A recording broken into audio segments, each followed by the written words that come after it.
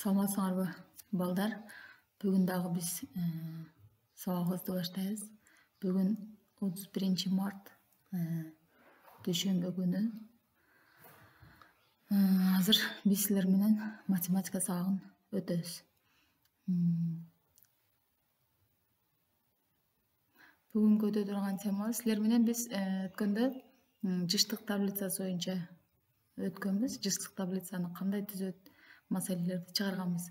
Бүгүн дагы сабагыбызда топтордун жыштык таблицасы жолбосом дагы эле ошол жыштык таблицаны түзүү боюнча маселелерди карайбыз.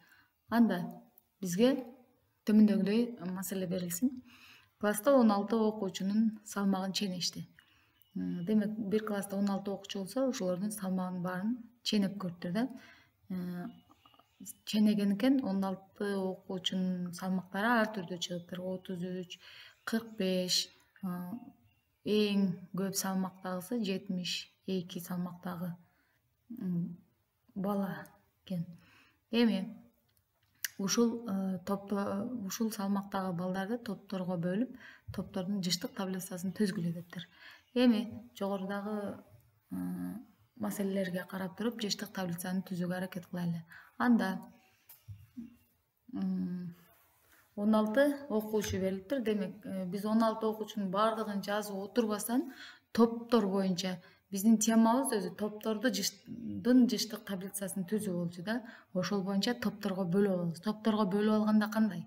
Мисалы, 33, 45, 38 баарын жазып отурбастан, 30дан 39га чейинкисин өзүнчө топ, 40дан 49га чейинкисин, 50ден 59га чейинкисин, 60дан 69га чейинкисин жана 70ден 79га чейинки салмактагы балдарды өз-өзүнчө топко бөлүп алсак, анда 30дан 39га чейинки салмактагы балдардын саны 3 экен.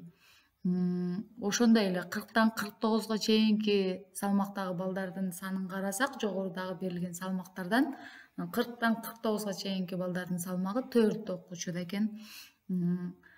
Демек, жыштык таблицаны түзүп отурсак, 70ден 79га чейинки салмактагы балдар 3 экен. Демек, 16 баланын салмагын жыштык таблицасын түздүк топтор боюнча. Кийинки маселени карайбыз. Кийинки маселебиз деле китебиңердин 197 бетинде 395 маселе мындай дейт. Мугалим 18 окуучунун бойлорунун узундугун ченеди.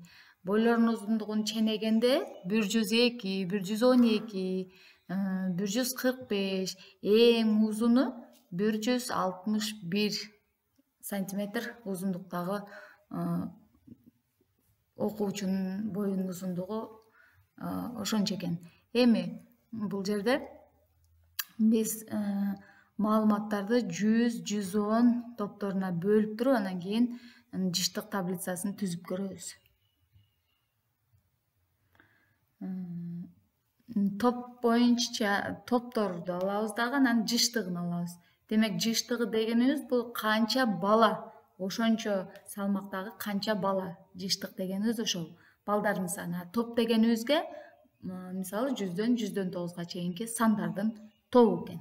Анда бизде эң аз сан узундугу 1 метрликтеги, анан эң узунубуз 169 сантиметрдеги бала болчу.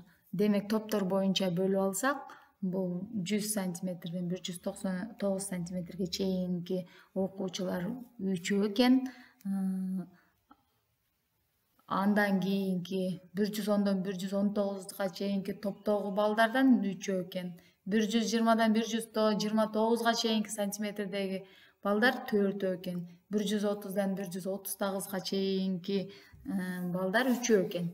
Ошентип 160дан 169га чейинки сантиметрде узундуктагы балдардан 1 гана экен.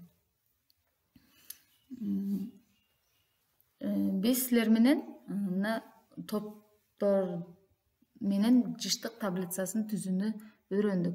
Эми кийинки маселени тапшырма кылабыз. 396 мисал өзүңөр үйдөн карайсыңар дагы жоопторун берсеңер болот.